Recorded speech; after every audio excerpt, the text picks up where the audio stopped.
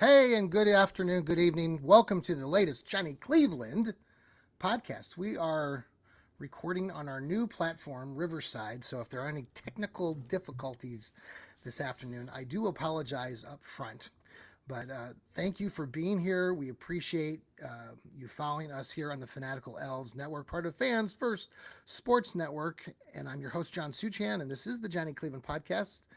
It is a Wednesday evening down here in the Buckeye State. I'm here locally in the Columbus area and hope you've had a good afternoon, good evening. We've got a lot of things coming up later this week on our network. We have the Browns Blitz coming up tomorrow night with Rod Bloom and his latest. He's got a special guest tomorrow night at 8:30. Earlier at 7:30 tomorrow night, we'll have the Fanatical Elves show with myself, Steve Gill, and several others from our network. And on Friday night, we've got Lou Marconi and Sherry coming on live Friday night with the Bernie River Browns talk. So look out for those shows down the pike here. Appreciate all of our contributors here on our network. We cover the Browns. We cover here on the Johnny Cleveland podcast. We'll talk a little bit about the Brownies, a little bit about the Cavs, and our Guardians, Indians tribe, and whatnot. So I had my coffee jolt with Johnny Cleveland earlier this week, and I was talking about Shedeur Sanders and the stuff that's been happening with Shedeur last week. He got pulled over for speeding, and apparently he had been pulled over for speeding a week or two before that. And so everybody under the sun had various opinions. Some of you out there are very hardcore, very upset about this, think that it's a character flaw of Shedeur's.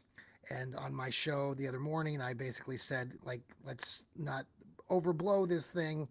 It's a young kid who's 22, 23 years old. He got pulled over for speeding. This last one, he was on 71 going into Strongsville. If you've driven through that area, 12 midnight, it's not the hardest thing to do to speed a little bit. Of course, he went a little bit overboard. I know there were some of you who followed us and were concerned with my opinion on that. We're all welcome to our opinions here. Obviously, Shedeur, we don't want him to harm anybody, and there obviously have been instances where athletes and quarterbacks and whatnot have crossed various platforms have been in serious accidents because of the speed that they've driven or things that they've been involved with that have led to horrible instances, and we don't want that, obviously. And you would hope that Shedeur is understanding of that. It certainly seems like it. He did, by the way, pay the fines. I know there was some other controversy about he was supposed to appear in court, and he didn't. Well, he had the option to appear in court. Maybe you've been pulled over a time or two, and understand that usually in cases like this, whether it's speeding, yeah, you can appear in court. If you don't appear in court, then you're welcome to pay the fine, and that's what happened in this situation, and that's what Shedeur did. So let's try not to blow things out of proportion, understanding that he shouldn't be doing that. And obviously, if it becomes more of a pattern, but some of you who are out there thinking, oh my God, this is a pattern, it's not a pattern. Yes, it happened twice. Let's just take a back step and not overreact. So Shedeur is now on hiatus with the other Browns players. They're coming back here in July. The rookies, I think, come back July 18th. The rest of the crew of the Brownies come back, I think, July 21st, July 22nd for training camp. So that should be a lot of fun. Look forward to seeing what happens with all of that. Lots of things to talk about there. Now, Deontay Johnson, who is one of the wide receivers that the Browns picked up this offseason, he's had some interesting times in his past, and he got picked up by the Brownies. He talked a little bit. He's in the news this week because he mentioned that he turned down an opportunity to play in a game. I think they were playing the Ratbirds a couple years ago when he was playing with the Squealers, and it was 40 degrees, and he hadn't played for various reasons. They wanted him to go in, and he chose not to go into the game. So some people have been, mentioning this, he's going to be playing in Cleveland. My God, it's going to be colder than 40 degrees. Is this a good investment? So Deontay Johnson's had a good couple of seasons, and if he had 1,000-yard season one time in his career. So if he can, do that. I saw some of a podcast he was on with another person up here in the local area, and he seems like a legit, caring dude. And we all want the best for our Brownies, and so let's see what happens. He did also mention that he felt, and we've talked about this topic many times here in the fans first Fanatical Elves Network, that who's going to be the starting quarterback week one. A lot of us have been having this conversation, and many of us have talked about there are four of them. Do the Browns keep all four? And if they do, which I'm not sure if they do, but if they do, are they all going to get like time during the season? In Deontay Johnson's case, he mentioned that he thought that Kenny Pickett would be the week one starter. In this podcast he was on, he said that Pickett's got most of the first team reps. Joe Flacco kind of came in, and we've talked about this again. Like I said, I know Steve Gill and I've talked about it some on the Fanatical Elves show that's coming up tomorrow night. Again, Thursday, tomorrow night at 7:30 Eastern. But with our conversations, like many of you, this topic comes up because, we already know what we're going to get with Joe Flacco. We saw it 2 years ago when he played for the Brownies at the end of the season in 2023. He's 40 years old. We don't know exactly what we're going to get from Kenny Pickett. Exactly. We do know he was semi-successful. What is it, a 15-10 record or whatnot? I mean, that's pretty successful in quarterbacks that come through Cleveland. So if he could do anything like that, I think we would all be very happy. But we don't really know exactly what you're going to get out of him. Out of Kenny Pickett, and maybe the Browns, that's their goal, is to really see what happens with Kenny Pickett. If he can show greatness at the beginning of the season, wonderful. We'll ride with him, take us through the season, small hands and all, and we'll be fine. But if it doesn't work out, then you do have Joe Flacco, if Joe is still with the team, and that's something that's going to be a debated topic for the next 2 months leading up into the season that starts at the beginning of September. So I think Johnson's assessment on the situation is accurate. I think that Kenny Pickett I would probably prefer Joe Flacco starting the season, because you already kind of know what you got. And with that, but that's not, I don't know. We don't know. And that's why we're constantly debating this. So we'll see. Shedeur Sanders, obviously for me, I've always been a real supporter of the kid, and I think that he could be tremendous for this organization. I think he could be that next franchise guy. And I've mentioned this on the Coffee Jolt the other day, and I've talked to Lou Marconi the other day on our Stirring the Pot show, and I just think it's absolutely ridiculous that there are so many, especially local guys like Tony Grossi, who are going out there on a limb and just, creating controversy by saying the Browns don't have their franchise quarterback. Their franchise quarterback's going to be in next year's draft. Lou and I talked about this the other day, and I was just like, dude, I'll give you the list. I'll give you the list again, because this is just ridiculous. You tell me if you think any of these guys are franchise quarterback. Arch Manning, we don't even know if he's coming out. Then you got Drew Aller. Listen, guys, he's from Penn State. I know he's a local kid. I've seen enough of Drew Aller. I'm not convinced. Why? I mean, he's peed his pants when he's played against the Ohio State Buckeyes. This Garrett Nussmeier, from LSU, the last LSU quarterback, Jaden Daniels, was pretty good. So, but the rest of these guys, this Lenore Sellers from South Carolina, Cade Klubnik from Clemson, Sam Leavitt from Arizona State, the quarterback from Indiana, Mendoza, UCLA quarterback, and then the Carson Beck, who's like 30 years old, who's now down in Miami after leaving Georgia. Do any of those guys scream franchise quarterback to you? They don't. Me, I don't. Like, what the hell's going on? Why? Just stop. You got 4 quarterbacks right now, 2 veterans, 2 rookies, who are going to go out there, and there's a lot, and I keep mentioning this, there's a lot of positive stuff out there, folks. You got to focus on what's ahead of us. Yeah, I know Shador ran the speed limit a couple times, but beyond that, focus on the football field for a second. You got two these rookies, Shador Sanders and Dylan Gabriel, and Gabriel could be the guy. He, who knows? I'm pushing for Shador, but if Dylan Gabriel goes out there and lights a fire and makes this team more successful offensively, that's great. There are some concerns offensively still. We could talk about the wide receiver room.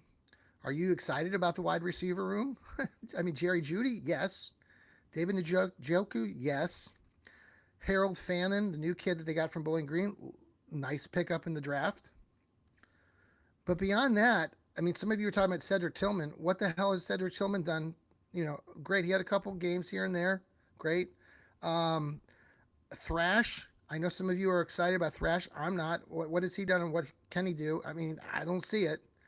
I mean, Jerry Jeudy, yes, we can see it. But beyond that, but then the question is, do the Browns really need to focus on the wide receiver room when their offense is going to be this sort of zone offense and where they're going to be really using the tight ends and the running backs? These two new rookie guys, great. Quinshon Judkins, who hasn't signed yet his second round deal. The majority of the second round draft picks have not signed their contracts across the league. Then Dylan Sampson. There's been a lot of chatter about Dylan Sampson this week, about what he did when he was at Tennessee, and some just great stuff there. So let's see what happens with this group right now. And let's stop talking about 2026, for God's sakes. The Browns do have 2 draft picks, potentially high draft picks in 2026. For God's sakes, you don't want to get another quarterback. Focus on this and be positive, man. Stop throwing crap out there about the franchise quarterback being 2026. I've listened to Tony Grossi for years, have a lot of respect for him, but I don't know why the hell he's talking like this. I don't know what the hell's going on in his mindset. He's just trying to get clicks, I guess. All right, we're going to pause here for a quick break. This is the Johnny Cleveland podcast. We'll be right back.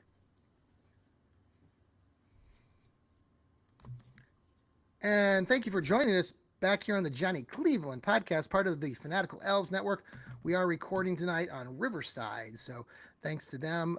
We have been streaming on StreamYard, but we've moved over to Riverside, and we really appreciate the Fans First Network supporting us in that adventure. So just before I move on to a couple other topics, it was interesting. They came out recently. I saw one of the other podcasting groups, the Dogs, came out and talked about, there was some predictions from the DraftKings on their betting sites and looking at Shador's entire NFL career. I don't know how legit this is, but I thought it was interesting. I shared it with my colleagues with the Fanatical Elves group, and they are predicting the Browns to have Shador from this season on through 2034. Holy cow. Going on the play then for the New Orleans Saints and then the Las Vegas Raiders, having him winning a Super Bowl in 2030. So he's predicting I don't know, like this. Okay, the Browns, Super Bowl winners 2030. 7-time Pro Bowler, Hall of Fame class of 2046. Holy cow. And career stats, 62,000 yards passing, 454 touchdowns, a 68-yard passing percentage all time. The kid, Shador, has always been very accurate. I know a lot of you will want to give crap about that and say how it's not really legit, all this stuff, and how he runs himself in the sacks. For God's sake, just give him an opportunity. If he blows it and he stinks to high heaven, but he certainly doesn't seem like it so far. Let's see what happens in training camp in this preseason. Okay, let's move on. The other topic here for the Brownies that's kind of come out again is the state has decided that they will, or the legislation has agreed that the funds, there will be $600 million that will be granted to the Brownies to help with their stadium project that they're planning on building by 2028, 2029. Those are $600 million coming from the unclaimed funds. And I think it was Steve Gill, my colleague with the Dog Pound South show. Check him out. Great stuff. Steve was talking, I think, about how there's so many, and I have to go back and look at this when I get off the air, but there's so many millions and billions of dollars of unclaimed funds that has been there for decades. not just now, decades. And so when they're talking about skimming off $600 million of unclaimed funds, they're hardly diving into, there's $1 billion in this fund. Now, it is interesting, beyond the $600 million unclaimed funds that they're projecting for the Brown Stadium, they also, the legislation of the state of Ohio yesterday, now this has to get passed and then go to the governor for him to okay it. But there's $400 million more of just stadium projects that the money will go toward. So not only Cleveland Stadium, but maybe Cincinnati, maybe other stadiums across the state of Ohio. And then there was another $700 million that was not declared exactly, but for purposes unknown. So that's $1.1 billion that the state is, in addition to the $600 million of unclaimed funds. So if you're doing the math with me, that adds up to $1.7 billion that the state has just basically is agreeing to give not only to the Brownies, but other projects across the state. So there are some out there in the legislation who are pissed off right now and don't think this is an unfair use of American citizens' dollars. For God's sakes, man, this money has been sitting there. And listen, I'm probably, I'm a mixed bag of stuff. I have some Democratic views, some conservative views, blah blah blah. But you have money that has been sitting there for bazillions of years. People don't like to talk about it, but just sitting there. And so the state is actually like trying to use it to stuff. Obviously, I'm in the field of education and would love for more of that money to be pushed toward the field of education, where I believe it's well deserved and well earned. So there's my 2 cents on that. But it is a lot of money, and I'm glad that the state is deciding to use those funds toward the Browns and toward other stadium projects, even the Cincinnati Bungles potentially. All right. Okay, Cavaliers. Tonight is the NBA draft tonight. Now the Cavs obviously don't have a number 1 draft pick. I don't even know if they have a second round draft pick, but they have been in the headline news because recently Kevin Durant did sign with he's going back to Houston, play for the Houston Rockets, but was he part of some sort of deal with the Browns and or not with the Browns, with the Cavs, potentially coming to the Cavaliers? There was some rumors out there that the Cavs offered Darius Garland. Tonight, people are saying they're taking phone calls. The Cavs are for players like Darius Garland. We'll see what happens at the end of the night. There's been continuous conversation about other lesser bench players that don't get as much notoriety. No, I can't say it. Dean Wade, Isaac Okoro, potentially being trade bait. I know Dean's in his last year of his contract. Like I've mentioned many times, I'm friends with Dean. I know a little bit more of the backstory here. I wouldn't be surprised if he gets traded at some point in the very near future. We'll hold off and see. I know last year at this time, there was a lot of talk about that with Dean, and actually there were some things that were going on that looked like he was going to get traded a year ago. So we'll see what happens tonight. I'd love for Dean to stay here in Cleveland because he's just a great dude, and all of you guys who like to bash Dean Wade are just idiots. So I have nothing else to tell you other than you're just stupid. So, all right, moving on to the Guardians. Guardians are 39-38 right now. They are 9.5 games back of the Detroit Tigers in the American League Central. Now, they only are a game and a half behind Seattle and Toronto, who they're playing in this series this week. They lost the Toronto Blue Jays last night. Jimenez came back to town. They kind of got back into the game yesterday. The Indians, the Guardians, they were down. They were it was 6-4, and then they gave up a grand slam, so they ended up losing 10-6. But still, they're a game and a half back behind both Seattle and Toronto in the race for the wild card. So I don't think the Guardians should be trading away their best players. I know there was some number of people talking about Jose Ramirez, Jose. Like, listen, just let's stop. I don't see Jose going anywhere, but it is something to keep an eye on. But just when you think the Guardians are going to slip and they're going to continue to falter, they end up turning it around. They won two the other couple of games ago in a row. They won the series. I can't even think of who they were playing. They were out west. So they're back home. They lost a tough one last night. We'll see what they do tonight. I know the weather here will be interesting. I think it's a little bit better weather up there in Cleveland. Here in Columbus, we've got some thunderstorms rolling through right now. So that's all I got tonight, folks. I hope you really have a great rest of your Wednesday evening, wherever you're listening to this or watching us live here on either the X, on Facebook, on YouTube. Like I said, this is a new product we're using, so hopefully you got a good view. I know my camera's shaking here. Anyway, it stopped shaking. Please download us on Apple, Spotify, iHeartRadio, TuneIn Radio, anywhere you listen to your podcast. What is it, Castbox? I know a couple of you are big Rod Bloom fans of the Browns Blitz, and you listen to his shows on the Castbox. Please tune into that wherever you're at. Follow us, subscribe, so anytime we have a show for any of us guys and gals, I know Heather and Ethan have a great show. They do their best dog show in the land, and also Going Nuclear. I think Ethan is on vacation this week, but they'll have their shows coming back, I'm sure, later on next week. So until that time, everybody have a very good rest of your day. Catch us tomorrow night. We have the Fanatical Elves show tomorrow night, 7:30 Eastern, followed by Rod Bloom's Browns Blitz at 8:30 as a special guest.